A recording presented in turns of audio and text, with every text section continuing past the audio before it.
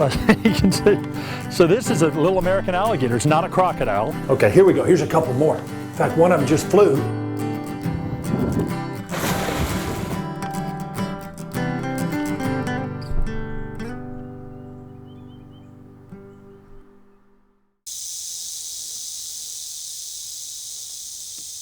I think this is the image that most people have when they think about snakes of the Lowcountry, a big defensive rattlesnake like this. In reality, most of the snakes that we see are small and inoffensive. You know, having snakes around is a good thing because having lots of snakes is a good measure of ecological health. In this episode, we're going to look at a variety of snake species and talk a little bit about how we can live in harmony with them.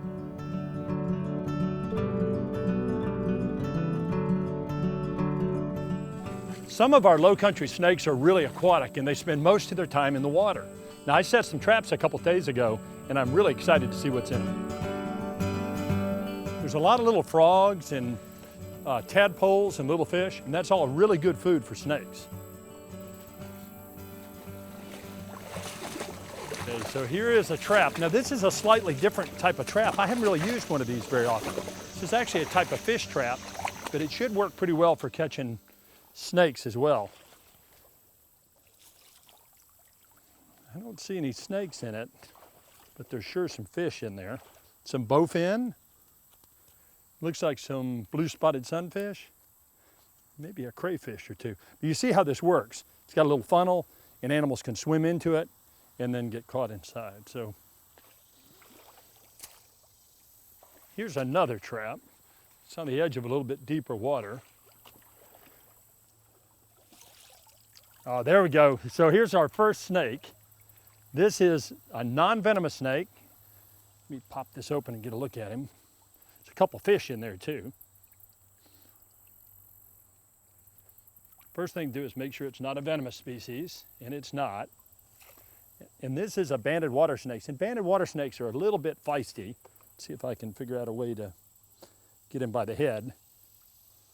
But again, not a cottonmouth. A non-venomous snake, and one of the ways I can tell it's not a cottonmouth, it has this what looks like stitching on the face right here.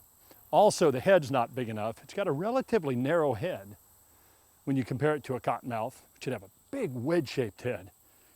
Now this is an animal that will eat fish, frogs, salamanders, really just about anything that it can catch in here in the water. It also has a really pungent musk, and I wish you could smell this. I mean, it's quite impressive. And if you handle a water snake, you smell like water snakes for quite a while. Beautiful belly on this snake. Banded water snakes have a lot of color on them. Another thing that a cottonmouth, a water moccasin or cottonmouth would not have are these bright colors. Anyway, really common snake. This is one of those that if you live around water, this is one that you're going to see pretty commonly. Let's go catch some more snakes.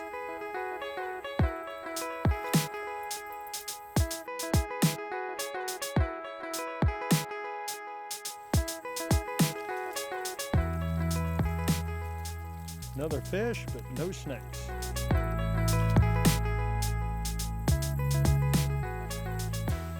I see some movement in this trap. Another snake. Boy, that's a big one. Wow.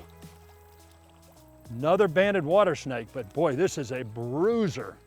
This is about as big as they get. I bet that fish would like to get out of there. So this will be interesting. Obviously, the bigger the snake, the bigger the bite too. So even though this is a non-venomous snake, they bite pretty hard. So let me see if I can do this without. Boy, this is about as big as banded water snakes get. And the first thing I noticed, this is a female, undoubtedly. I can tell by size. And I'll tell you what else. This is a gravid female. She's full of babies. This time of year, big female banded water snakes like this have live young. And she might have a bunch of them, 20 or more. And you know, they're about this long or so, and they look pretty much just like the adult, little miniature versions of the adult. I'm being a little careful because, like I said, these bite. Now, an awful lot of these are killed as cottonmouths, and you can kind of understand why. I mean, this looks a lot like a water moccasin or cottonmouth, and it's got a heavy body, but part of the reason its body is so heavy is because it's full of babies, and also I'm pretty sure it just ate a fish or something, and I don't want it to throw that up on me, which they sometimes do. And mostly I don't want to hurt her, especially since she's full of babies. but wonderful animal. And this is one that could eat probably a full-grown bullfrog, or at least a half-grown bullfrog, as well as fish and salamanders, things like that. Wow, this is a real beauty. Man, I can't believe I haven't been bitten by this yet. This is a really, really gentle female. Wow, that's 2 banded water snakes already. Let's let her crawl off and go have her babies.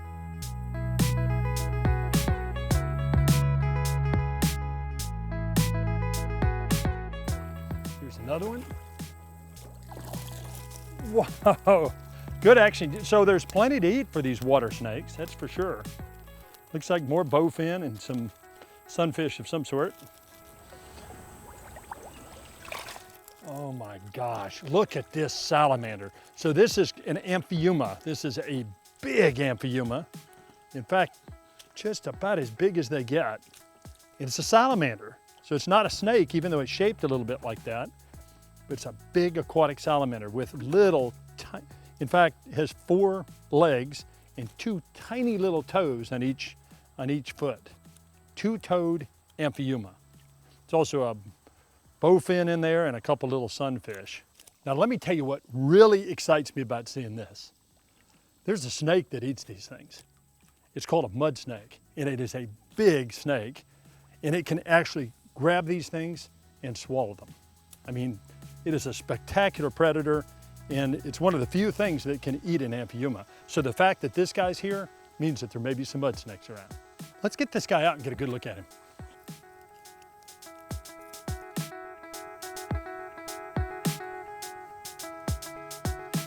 Wow, this is a spectacular animal. Look how big the head is. And notice the little tiny feet. And they're really aquatic, but they do real well in the mud too. So this is an animal that can burrow kind of in muddy areas. And even when the pond gets very, very dry, it can go underground and sort of hide and wait until conditions are better, until the rains come back. I can see how he's disappearing into the mud. Boy, they are strong. Let me see if I can pull him out right here. There we go. You know, you got to be in exactly the right place at the right time, or use a trap like we're using, or you'd never see one of these big salamanders. And they're really common in certain wetlands. Boy, that is one impressive animal, but not a snake. Let's go see what else we can find.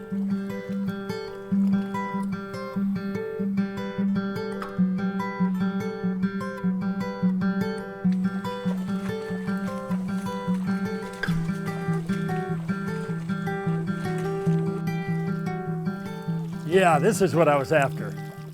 Wow. So this is a mud snake. This is that big, impressive snake that I was talking about that eats those aquatic salamanders. Now these don't bite unless you've been handling Amphiumas, which actually I have, but I'm just gonna kind of take my chances. They're non-venomous. They're beautiful snakes. Look how shiny. Let's see if I can get him unhooked. Set this trap down. So that is a mud snake. Now mud snakes eat almost exclusively Amphiumas. Now when they're younger, they'll eat smaller salamanders. But when they reach adult size, like this big female, and I'm sure this is a female by size, females get bigger than males do, they eat Amphiumas. And you know, they're obviously very muscular snakes because that is a big, strong salamander. There's a couple kind of neat things about these. One is they have a tendency to use the tip of their tail. They have a spine on the tip of their tail, and they may use this to kind of poke the Amphiumas into swallowing position when they're dealing with these unwieldy salamanders. And if they kill and eat one of these things, I mean, it takes quite a while. It may take them an hour to completely swallow one. One of the coolest things about mud snakes is one of the myths that's associated with them. This is the famous hoop snake. And hoop snakes supposedly, now again, this is a myth, this isn't true, will form into a perfect hoop. And that if you get too close to them, they will roll after you. And the faster you run, the faster the hoop chases you. And then eventually, as the hoop gets close enough, it flies into this arrow-like projection, and I guess flies through the air and then sticks you with this spine. And supposedly, according to this myth, that spine is deadly venomous, and it will kill you instantly.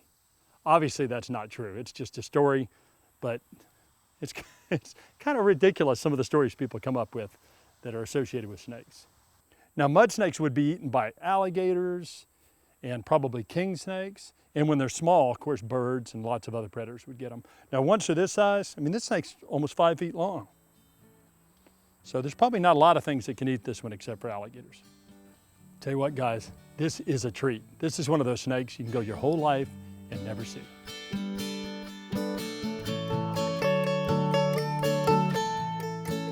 Snakes can be pretty hard to find. They spend the majority of their time hiding, and the only time they're really active is when they're trying to find food or when they're trying to find a mate. But I've got some pretty good ideas where we can turn some up.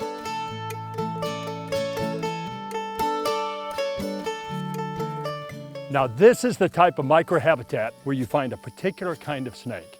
There's one species that loves to live underneath the bark of upright pine stumps like this. So what we need to do is just kind of look underneath the bark of these trees. And sometimes you can just kind of pull the bark off. And yeah, this is exactly what I was after. So this is a scarlet king snake. And this is one of their favorite habitats. They feed on skinks. And skinks have a tendency to get underneath the bark of these upright stumps. This is also a great place for them to thermoregulate.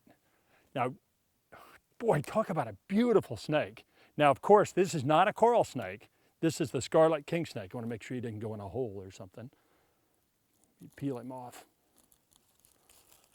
I'm surprised he didn't fall off the stump. So scarlet king snakes look like coral snakes, but they're actually quite different. In fact, there's a great rhyme: red on yellow, kill a fellow; red on black, friend of Jack. And this, of course, is red on black. The other way you can tell is this snake has a red nose. A coral snake would have a black nose. Also, coral snakes are quite a bit bigger than this. This is an adult snake. And one of the misconceptions that people have is that all small snakes are baby snakes. And in reality, about a third of our snake species never get over 12 inches long. So a lot of them stay small for their entire lives. Now, scarlet kings are really common snakes. They're a good example of what we would term hidden biodiversity, an animal that is there, but we just never see it because they're either underground or they're inside a rotten stump like this, and we just rarely see them. All right, so I'm gonna let this guy go back in. I tore a little piece of his bark off, but there's still a lot of habitat to live in.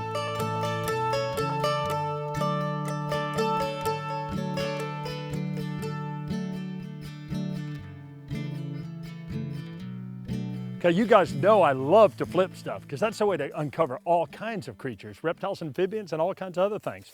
So piles of logs and stuff like this can be really, really good.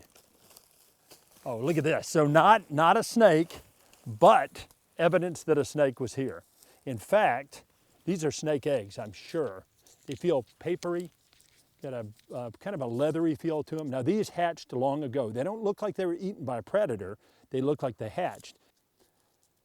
I'll bet they're black racer. They feel like they have little granules of salt on the outside, which makes me think they're black racer eggs. And the clutch size is about right too. There's a bunch of them here. Looks like there's probably 15 or 16 or so.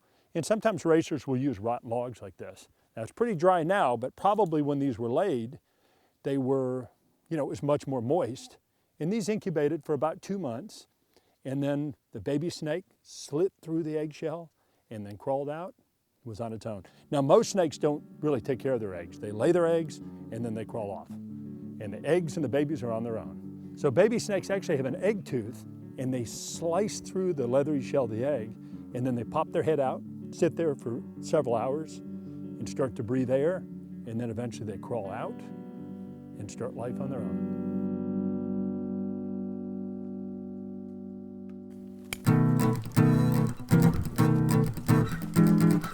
Oh, here is the ultimate snake. So he was crawling along the edge of this planted field when I saw him. This is a coach whip snake. And I'm gonna get him behind the head because these guys have a tendency to bite. Oh, what a magnificent snake. When you talk about form and function, long, slender, athletic snake, this is one that feeds on lizards and birds and things like that. Huge eyes. It feeds during the day, skates around and looks for things that are moving, and then zips over and catches them. Again, it can eat birds, small mammals, lizards. These love to eat broadhead skinks, for instance, which are pretty fast and hard to catch. called a coach whip snake or whip snake because look at the tail. Tail looks like a braided whip. And there's some great myths associated with these. So the famous myth of the whip snake is that it would chase you down and then it would whip you to death with its tail. And then to see if you were still alive, it would take the tip of its tail and stick it up into your nostrils to see if you're still breathing. Obviously that's just a myth and not true. Awesome snake, one of my absolute favorites. And usually quite snappy. This one is not half bad, especially the way I raced him down and grabbed him. I'm gonna let this guy find some shade, but watch how fast they are.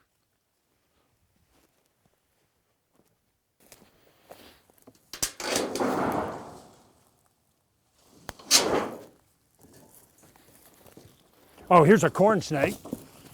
And I'm gonna catch him before he goes in a burrow.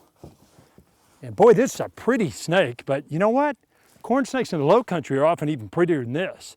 This is perfect habitat for him because it's early successional growth, a lot of insects, a lot of lizards, and things like that. And there's a lot of small mammals. Really everything a corn snake needs.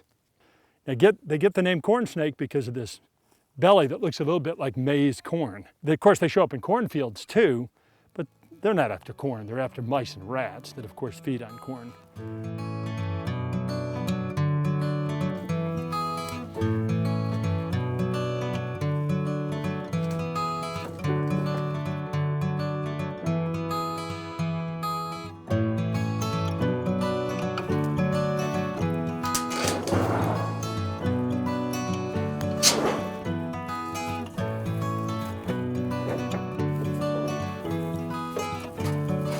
Oh, here's something. Boy, just about didn't catch this one, but I know what it is, and I'm gonna be real careful to work it up. It's a hognose snake. In fact, it's not a typical hognose snake for the Lowcountry because it's patterned. And most of our hognose snakes are melanistic. They're black when they reach adult size. They all start patterned when they're babies, but as they grow, they tend to get very, very dark. This one has a beautiful pattern on it. Now, hognose snakes, often, this one's not performing too much, but they have a tendency to spread their heads out like cobras. Of course, that's supposed to scare me off and make me think they're bigger than they actually are. Sometimes they regurgitate toads, and sometimes they play dead, which is very impressive. But this one seems content to just kind of try and crawl away. The other thing I notice, look at the eyes. The eyes are opaque, they're cloudy, and that's because the snake is going through a shed. I can see little pieces of skin kind of peeling off. This one also has some injuries on it. Looks like it's had a little bit of a rough time. But after a shed, a lot of those rough places will be completely smooth, and it'll be really, really pretty and bright. Neat snake.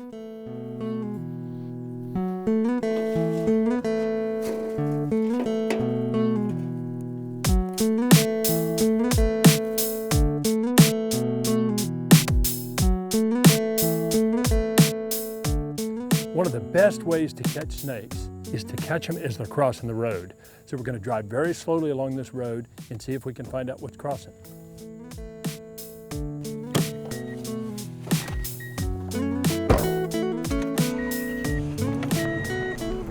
Road cruising is one of my favorite ways to find snakes because you never know what's going to crawl across the road in front of you.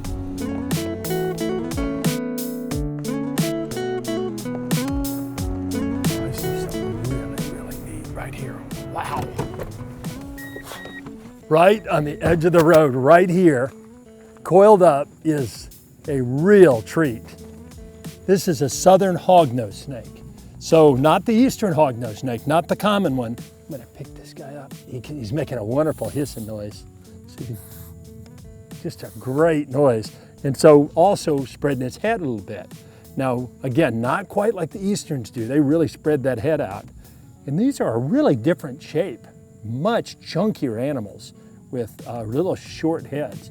But as I was saying, this is a snake that we still have in the Lowcountry in very isolated spots, like here.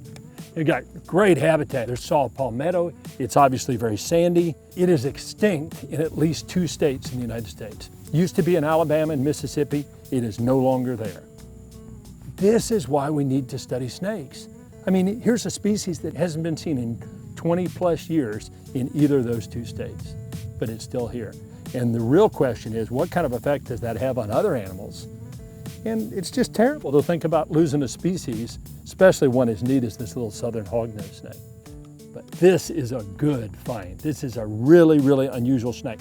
Let's make sure we continue to have these in South Carolina.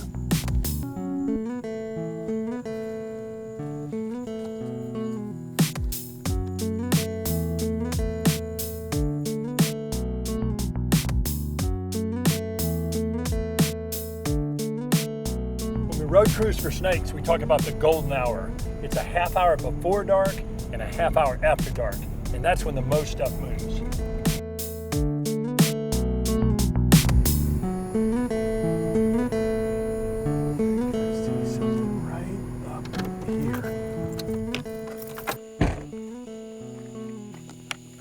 I know I saw something in here somewhere. Okay, here he is. This is a scarlet snake. Now this is a species that typically comes out a little bit later than this. This is not a real pretty one. I'm gonna pick it up very carefully. Non-venomous, obviously. And scarlet snakes look a lot like scarlet king snakes and coral snakes, but you notice the bands don't go all the way around the body, whereas both coral snakes and scarlet kings have bands that completely encircle the body. Oh man, you just used the bathroom on me. That's always a treat. This is a reptile egg specialist. So it's a snake that feeds on reptile eggs, skink eggs and things like that. It's got a kind of countersunk jaw, and it will grab an egg and then it will kind of bite into the side of it and then pull some of the liquid out. And if the egg's small enough, it will swallow the entire egg, or sometimes just remove the contents. Very specialized snake. This is as big as they get. This is a full-grown snake. In fact, the biggest scarlet snake I've ever seen in my life was well under 2 feet long. Neat find.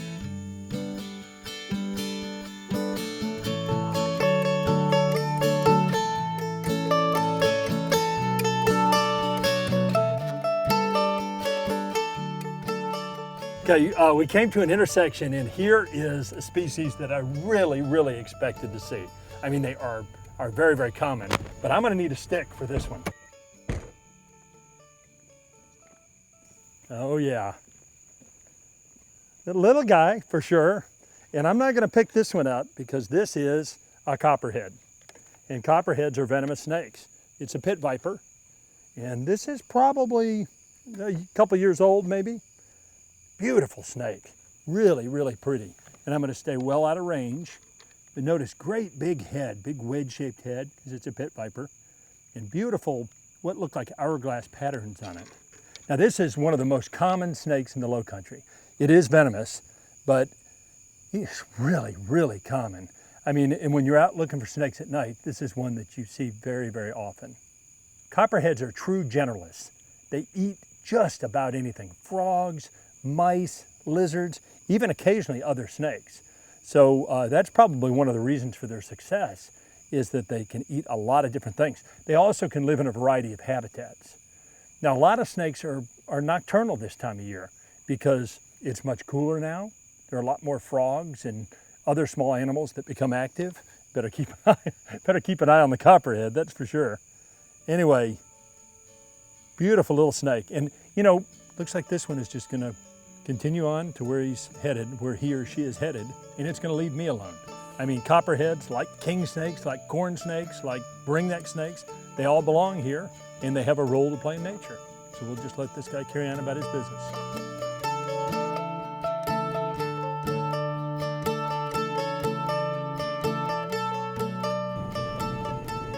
Here's something. Oh, now this is a little bit bigger. It's a pretty good sized snake. Yeah, this is what I thought it was from inside the car. It's a king snake, an adult, a really pretty one. And like a lot of the ones in the Lowcountry, this has beautiful speckling between the bands. A lot of eastern king snakes in South Carolina just have the main bands. They don't have that speckling. Boy, pretty snake. And these king snakes eat other snakes. They eat venomous snakes, rattlesnakes, copperheads, things like that, but they'll also eat garter snakes and corn snakes. And they'll eat frogs and mice and lizards and really just about anything they run across. kind of fun just watching this guy crawl on the road. Notice this snake can't get a lot of traction on this. I mean, this surface is fairly rough, but not nearly as easy to crawl on as grass or pine straw or something like that. Let me pick this guy up. Now they do bite sometimes, but obviously non-venomous. And he may musk on me, and king snakes almost always produce a rather foul musk. And that's a little unsettling, but other than that, they're wonderful snakes. And I think one of the handsomest of all snake species. As we've seen in this episode, we have a lot of different snakes in the Lowcountry. They live in a variety of habitats, and they eat a lot of different things. But each one of these snakes is an important member of our coastal kingdom. Thanks for joining us.